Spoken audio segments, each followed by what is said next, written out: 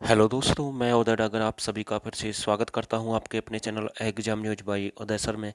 दोस्तों चलो इसी सीरीज को हम आगे बढ़ा रहे हैं और आज फिर से आपके लिए 41 प्लस जो अच्छे प्रश्न लेकर आए हैं। लेकिन आप सभी को पता है कि मैं 41 प्रश्न की तो बात बहुत कम करते हैं, लेकिन इस वीडियो में ज़्यादा से ज़्यादा आप सभी को पता है कि हम 60 प्लस प्रश्न भी करा सकते हैं। वो हमारी खासियत है, एक प्रश्न के साथ साथ हम कई कई प्रश्न आपको बताते हैं साथ के साथ। तो सबसे पहले इस चैनल को जरूर सब्सक्राइब कर दे जो भाई इस चैनल पर पहली बार वीडियो देख रहे हैं।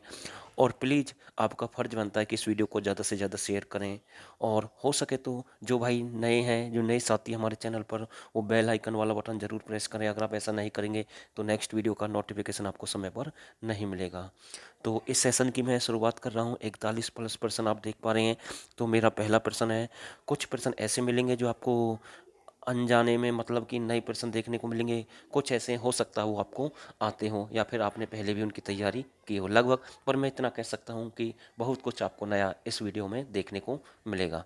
तो मेरा पहला प्रश्न है, हरियाणा के किस प्रमुख व्यक्ति ने कांग्रेस के सभी 5 सत्याग्रहों में भाग लिया? तो इसके बारे में कौन नहीं जानता? पंडित श्री राम शर्मा के बारे में कौन नहीं जानता? सभी जानते हैं, ये झज्जर से हैं। इसे हरियाणा का तिलक भी कहते हैं, इसे हरियाणा का नवरत्न भी कहते हैं, इसे हरियाणा का ऐतिहासिक पुरुष भी कहते हैं। तो तीनों नाम किसके हैं? पंडित श्री राम शर्मा के हैं, झज्जर से इनका संबंध है। लेकिन ये प्रश्न यहाँ से नया निकल कर सामने आया है और एचएससी ऐसे प्रश्न पूछ कर ही आप को गुमराह कर देगा, एक प्रकार से आपका नंबर कट जाएगा। तो ऐसे प्रश्न आपको कवर करने हैं। तो इसका जो राइट आंसर है, तो 5 सत्याग्रहों में भाग लिया था वो कौन थे? पंडित श्री राम शर्मा थे। तो सही आंसर बिल्कुल यही होगा। अगला प्रश्न देखते हैं, पंडित श्री राम शर्मा की पत्रिका हरियन तिलक कैसी पत्रिका थी? तो सभी जानते हैं कई बार कि उर्दू इनकी जो साप्ताहिक पत्रिका थी, कौन सी साप्ताहिक पत्रिका कौन सी थी इनकी? सभी जानते हैं कौन सी पत्रिका हरियाणा तिलक है। लेकिन कैसी पत्रिका है? उर्दू है और साप्ताहिक पत्रिका है। तो इस पर आपको ध्यान देना, उर्दू और साप्ताहिक पर खासकर ध्यान देना आपको। और ये हरियाणा तिलक पत्रिका है, श्री राम शर्मा ने निकाली है। एक पत्रिका थी संदेश पत्रिका, कौन सी? संदेश पत्रिका। तो ये किसने निकाली है? मैं आपको बता दूं, ये पंडित नेकीराम शर्मा ने निकाली थी, जिनका संबंध भिवानी से है। लेकिन मैं आपको बता दूं, देखो संदेश की हम बात कर रहे हैं, सभी जानते हैं। प्रश्न आ जाए खैर संदेश या खैर अंदेश, तो ये पत्रिका निकाली थी, किसने निकाली थी? लाला मुरलीधर ने। किसने निकाली थी? लाला मुरलीधर ने। कौन सी? खैर संदेश। लेकिन अगर ऑप्शन में लाला मुरलीधर नाम ले तो आपको क्या मिलेगा? चंदूलाल। क्या मिलेगा? चंदूलाल। तो ध्यान देना है। वैसे लाला मुरलीधर का संबंध है, एक एस्टेट का एग्जाम हुआ था, हरियाणा सरकार के द्वारा लिया गया था, जिसे पात्रता बोलते हैं। तो भाई उसमें लाला मुरलीधर था। और इसका संबंध कहाँ से है? पलवल से है। तो भाई ये ध्यान रखना है। कुछ प्रश्न मैं हटके बताता हूँ, बार बार यही बताता हूँ। अगर प्रश्न आ जाए कि ये पत्रिका कब निकाली थी, खैर संदेश की मैं बात कर रहा हूँ, तो ये 1888-89 में निकाली गई। तो ध्यान रखना है, पलवल से इनका संबंध है। अगला प्रश्न देखते हैं। अगला प्रश्न है, सुचेता कृपलानी जिसका जन्म अंबाला में हुआ, उन्होंने किसके साथ स्वतंत्रता संग्राम की लड़ाई लड़ी? देखो मैंने साथ के साथ आपको बता दिया है, सुचेता कृपलानी है, ये पहली मुख्यमंत्री थी, सभी जानते हैं। कहाँ की थी आपको कमेंट करना है। लेकिन इनका जन्म कहाँ पर हुआ? अंबाला में, ये भी मैंने आपको बता दिया। लेकिन इन्होंने स्वतंत्रता संग्राम की लड़ाई लड़ी थी, हरियाणा की तरफ से हम बात कर रहे हैं, तो अरुणा आशफ अली के साथ। ये मोस्ट इंपॉर्टेंट है भाई, तो बहुत ही अच्छा प्रश्न है। तो अरुणा आशफ अली, इसका भी संबंध हरियाणा से ही है। और एक है जयप्रकाश नारायण, ये मोस्ट इंपॉर्टेंट है। एक है मनोहर लोहिया, तो इनके साथ लड़ी थी भाई, ध्यान देना है। एचएससी ऐसे ही पूछ लेगा, एक ऑप्शन में अरुणा आसिफ अली दे देगा, दूसरे में जयप्रकाश नारायण दे देगा, हो सकता है तीसरे मनोहर लोहिया, जो मनोहर लोहिया दे दे, और ऑप्शन डी कर दे उपरोक्त सभी। तो इसका राइट आंसर होगा उपरोक्त सभी। अगला प्रश्न देखते हैं, 1857 की क्रांति के प्रमुख स्वतंत्रता सेनानी राव तुलाराम भारत छोड़कर कहाँ भाग गए? तो स्वतंत्रता संग्राम के ये सेनानी थे। तो ये 1857 की क्रांति की हम बात कर रहे हैं, राव तुलाराम। तो इसी घराने से है, राव बीरेंद्र सिंह, राव तुलाराम घराने से है। तो ये बात आपको ध्यान रखनी है। तो ये जो अभी ये क्रांति की जो शुरुआत हुई थी 1857 में, तो ये भारत छोड़कर भाग गए थे। कहाँ चले गए थे? अपने पड़ोसी देश चले गए थे, अफगानिस्तान। तो ध्यान देना भाई। अगला प्रश्न देखते हैं, चौधरी देवीलाल 1930 में शिक्षा छोड़कर क्या बन गए? तो इन्होंने 1930 में चौधरी देवीलाल ने शिक्षा छोड़ दी थी। देखो इन्होंने बुढ़ापा पेंशन शुरू की, इसी में जो रोजगार वो बोलते हैं खुला दरबार योजना थी, वो भी इसी के समय स्टार्ट हुई थी। 100 रुपये से इन्होंने बुढ़ापा पेंशन की शुरुआत की थी। तो इसके बहुत ही ज़्यादा प्रश्न आते हैं, और ये हरियाणा के उप प्रधानमंत्री भी बने, तो 2 बार बने थे, ऐसे भी प्रश्न आ सकता है। तो लेकिन प्रश्न यहाँ से पूछा गया कि शिक्षा छोड़कर ये क्या बन गए थे? ये स्वयं सेवक बन गए थे। क्या बन गए थे? स्वयं सेवक बन गए थे। अगला प्रश्न देखते हैं, किस प्रकार की मिट्टी को हरियाणा में रोसली भी कहा जाता है? इजी प्रश्न है, हल्की मिट्टी को रोसली भी कहते हैं। मिट्टी से रिलेटेड प्रश्न कई बार एग्जाम में पूछे जाते हैं, तो आपको ध्यान से पढ़ना है, ये टॉपिक ध्यान से पढ़कर जाना है। अगला प्रश्न देखते हैं, बूढ़ी किसकी सहायक नदी है?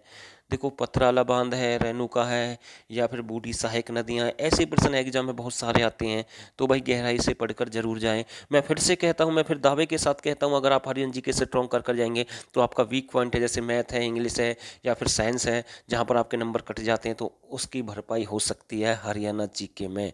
तो बूढ़ी किसकी सहायक नदियाँ हैं? सॉरी, किसकी सहायक नदी है? यमुना की है। और मैं आपको बताना चाहता हूँ, एक लास्ट वीडियो मैंने प्रश्न पूछा था, थापना नदी। कौन सी? थापना नदी। ये सबसे छोटी और साफ सुथरी और नीली नदी है। तो ये भी मैं आपको बताता हूँ, इसका संबंध यमुनानगर से है। तो भाई, अगर कोई भाई चाहता है कि मुझे हरियाणा जीके में पूरे नंबर चाहिए, एक भी नंबर ना कटें, तो भाई पेड बैच ज्वाइन कर लें। आपके सामने नंबर है, और मैं दावे के साथ, विश्वास के साथ कह सकता हूँ, ज़्यादा तो मैं नहीं कहूँगा, मात्र 199 रुपये फीस है। बिल्कुल फुल कंप्लीट है, डीपली हर टॉपिक की पीडीएफ है, हर टॉपिक की वीडियो क्लास है। 2020 की करंट अफेयर हम आपको फ्री दे रहे हैं। ऑफर कब तक है? जब तक कोई एग्जाम डेट डिक्लेयर नहीं होती। आपके सामने नंबर है, जल्दी से मैसेज करें और आप हमारे साथ जुड़ सकते हैं। बिल्कुल अच्छे लेवल का बैच है, और मैं दावे के साथ कहता हूं कि ऐसे प्रश्न आपको किसी चैनल, बुक या कहीं पर भी नहीं मिलेंगे, किसी इंस्टीट्यूट में जाकर भी नहीं मिलेंगे। लेकिन वो लेवल हमारा जहाँ से एचएससी पूछता है, और बिल्कुल अच्छे से हमने कवर कराया है। अगला प्रश्न देखते हैं, हरियाणा वन नीति 2006 के अनुसार कितने प्रतिशत भौगोलिक क्षेत्र पर वन होने चाहिए? तो भाई किसके देख, हरियाणा वन नीति 2006 के अनुसार हम बात कर रहे हैं। प्रश्न आ सकता है कि 20% क्षेत्र पर वन किस नीति के अनुसार होने चाहिए? 2006 ऐसे भी आ सकता है, और घुमाकर भी आ सकता है, 20% क्षेत्र पर होने चाहिए। तो भाई बिल्कुल अच्छा है। फॉरेस्ट के अनुसार पूछा था शायद मैंने कि वन क्षेत्र सबसे अधिक कहाँ पर है हरियाणा में, किस जिले में, और सबसे कम कहाँ पर है। तो ये लास्ट वीडियो अगर किसी ने नहीं देखी तो वो भी देख लें, वहाँ पर भी मैंने 50+ अच्छे प्रश्न कवर कराए थे, बिल्कुल अच्छे लेवल के। अगला प्रश्न देखते हैं, हरियाणा में वनों का वर्गीकरण कितने आधार पर किया जाएगा? हरियाणा में जो वनों का वर्गीकरण कितने आधार पर किया जाएगा? 2 आधार पर किया जाएगा, मतलब कि 2 आधार पर किया जाता है। एक है 2 उष्णकटिबंधीय शुष्क पतझड़ वन, दूसरा उपोष्ण कटिबंधीय पाइन वन। तो भाई ध्यान देना है, इंपॉर्टेंट है। अगला प्रश्न देखते हैं, हरियाणा का प्रमुख इको पार्क किसे कहते हैं? तो थोड़ी सी मिस्टेक हुई इस प्रश्न में, तो देखो ये गलत है, मनुस्मृति ब्राह्मण गलत है, तो इस पर आपको ध्यान नहीं देना है। तो हरियाणा का प्रमुख इको पार्क किसे कहते हैं? राष्ट्रीय सुल्तानपुर जो राष्ट्रीय उद्यानों से इको पार्क के नाम से जाना जाता है, तो ध्यान देना भाई। ठीक है भाई, बिल्कुल। अगला प्रश्न देखते हैं, कालेश्वर राष्ट्रीय उद्यान को राष्ट्रीय पार्क का दर्जा कब दिया गया? तो भाई कालेश्वर जो राष्ट्रीय उद्यान है उसे राष्ट्रीय पार्क का दर्जा कब दिया गया? दिसंबर 2003 में दिया गया। और कालेश्वर आपका कहाँ पर है? तो ये आपका यमुनानगर में है।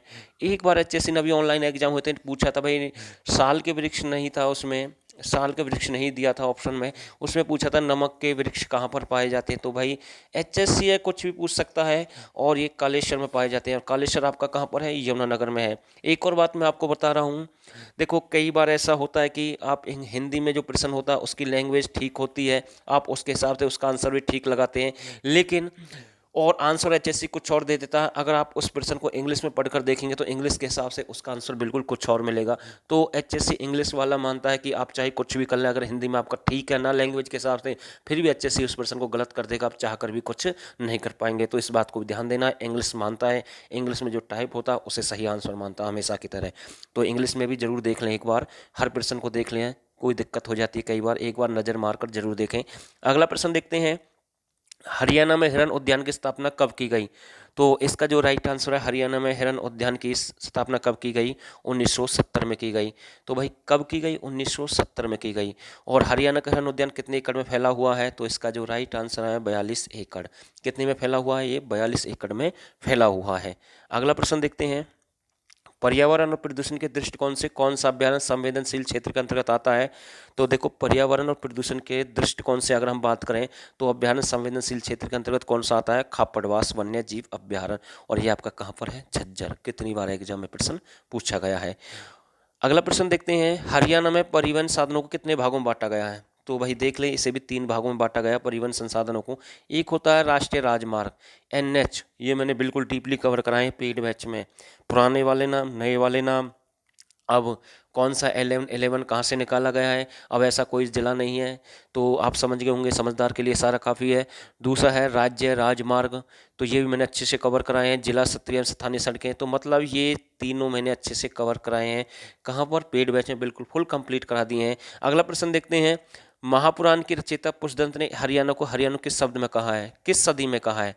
तो ये 10वीं सदी की बात हो रही है। 10वीं सदी में हरियाणा को किस नाम से जानते थे? हरियाणाऊ के नाम से जानते थे, इस नाम से। या फिर आ सकता है 10वीं सदी में हरियाणा को क्या कहते हैं, तो इस नाम से इसे जानते थे। उल्टा सीधा कुछ भी पूछ सकता, उसका मतलब है आपको गुमराह करना, आपको पागल बनाना, आपको सिलेक्शन से बाहर करना।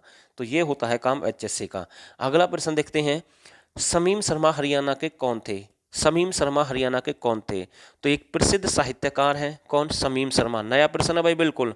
शमीम शर्मा कौन थे? ये हरियाणा के प्रमुख साहित्यकार हैं, और इनका संबंध कहाँ से है? इनका संबंध हिसार से है। अगला प्रश्न देखते हैं, हरियाणा में सबसे पहले लघु कथाओं पर शोध किसने प्रारंभ किया? तो इसका भी जो राइट आंसर होगा, शमीम शर्मा। तो इन्होंने लघु कथाओं पर शोध प्रारंभ किया था, किसने? शमीम शर्मा ने। और इनका संबंध कहाँ से है? हिसार से है। अगला प्रश्न देखते हैं, हरियाणा के प्रमुख संत सूरदास बाद में हरियाणा छोड़कर कहाँ जाकर बस गए? देखो, संत सूरदास को सभी जानते हैं, इनका संबंध सिही फरीदाबाद से है। इसी के नाम पर एक मेट्रो स्टेशन का नाम है संत सूरदास सिही मेट्रो स्टेशन। कहाँ पर है? तो ये आपका बल्लभगढ़ में है, जिसे बलरामगढ़ कहते हैं। और बल्लभगढ़ से राजा नाहर सिंह का संबंध था। यहीं पर एक सांस्कृतिक उत्सव मेले का आयोजन किया जाता है, जिसका पहली बार आयोजन 1996 में किया गया। तो ये प्रश्न भी मैं आपको बता रहा हूँ अलग से, ठीक है, 1996 में किया गया।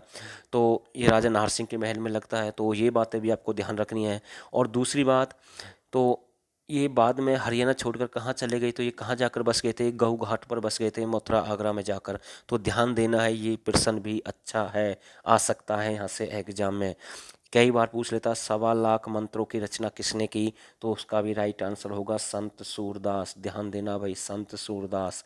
अगला प्रश्न देखते हैं, बाल मुकुंद गुप्त ने उर्दू पत्र कोहिनूर का संपादक कहाँ से किया? बाल मुकुंद गुप्त ने उर्दू पत्र कोहिनूर का संपादन कहाँ से किया? देखो, पत्र कोहिनूर तो बाल मुकुंद गुप्त ने निकाला, लेकिन पूछ लेगा कैसा पत्र है? उर्दू पत्रिका है भाई। ध्यान देना, फिर से बोल रहा हूँ मैं, उर्दू पत्रिका, जैसे हरियन तलक थी ना, उत्तरी और सॉरी उर्दू और साप्ताहिक, तो ऐसे ही ये आपकी कोहिनूर है। तो इस पर भी आपको ध्यान देना है। और ये कहाँ से निकाली थी? लाहौर से निकाली थी। कब निकाली थी? 1888-89 में।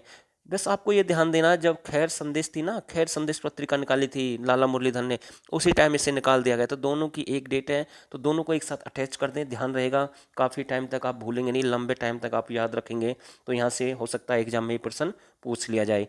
अगला प्रश्न देखते हैं, पंडित जसराज गायन के अतिरिक्त किस में निपुण थे? तो देखो, पंडित जसराज के बारे में जानकारी देता हूँ। इनका जन्म हिसार में हुआ था। कहाँ पर हुआ था? हिसार में हुआ था। तो ध्यान देना है। प्रश्न आ जाए, पंडित जसराज किस घराने से थे? तो मेवात घराने से इनका संबंध है। ध्यान देना भाई। और एक प्रश्न और बता रहा हूँ, ये गायन के अतिरिक्त इनका दूसरे किस कार्य में निपुण थे? मतलब कि तबला वादन में। इंपॉर्टेंट है भाई, किस में? तबला वादन में इनका प्रमुख योगदान था भाई। इंपॉर्टेंट प्रश्न है। अगला प्रश्न देखते हैं, पंडित जसराज का जन्म कब हुआ? तो इनका जन्म 20 जनवरी 1930। फिर से प्रश्न आया भाई, रिपीट होते हैं प्रश्न, लेकिन नए नए प्रश्न भी आते हैं एग्जाम में। 5-6 प्रश्न हर शिफ्ट में आपको देखने को मिलेंगे।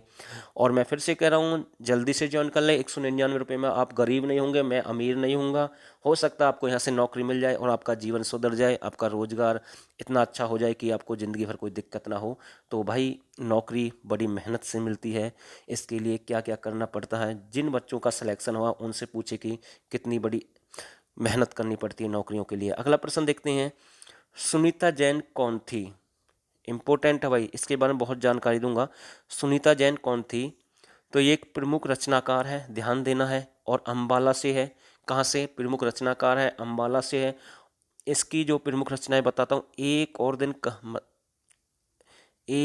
कहाँ मिलेगी, इम्पोर्टेंट है। कविता जाने, ये भी इम्पोर्टेंट है। लड़की पगली, ये भी इम्पोर्टेंट है। हुई सांझ की बेर। तो ये एक रचनाकार है, इनका संबंध अम्बाला से, ये प्रमुख इसकी रचना है। तो ध्यान देना है। अगला प्रश्न देखते हैं, हरियाणा की नई पर्यटन नीति कब लागू की गई? तो भाई हरियाणा की नई पर्यटन नीति कब लागू की गई? 2008 में लागू की गई है। ध्यान देना, खेल नीति की मैं बात नहीं कर रहा हूँ। चलो मैं आपसे पूछ ही लेता हूँ, हरियाणा की नई खेल नीति कब लागू की गई और पुरानी कब थी? तो ये दोनों के आंसर आपको मुझे बताना है कमेंट के द्वारा। और एक प्रश्न था भाई, लास्ट वीडियो मैंने डाला था खलीलपुर झील वाला, वो मेरे से गलत हो गया था, उसके लिए मैं आपसे माफ़ी चाहता हूँ। उसका जो राइट आंसर है मेवात नहीं है भाई, खलीलपुर जो झील थी वो मेवात में नहीं है, वो आपकी है गुरुग्राम में। पहले मेवात में थी लेकिन अब कहाँ पर है वो? गुरुग्राम में। तो ध्यान देना भाई, ठीक है। इसके लिए मैं आपसे माफ़ी चाहता हूँ, जो मेरे से गलती होती है मैं उसे मानता हूँ। अगला प्रश्न देखते हैं, राष्ट्रीय समिति पेस्ट मैनेजमेंट शोध संस्थान हरियाणा में कहाँ पर है? तो भाई इसका जो राइट आंसर है फरीदाबाद में है। कहाँ पर है? फरीदाबाद में है। और इसकी स्थापना कब की गई? 1981।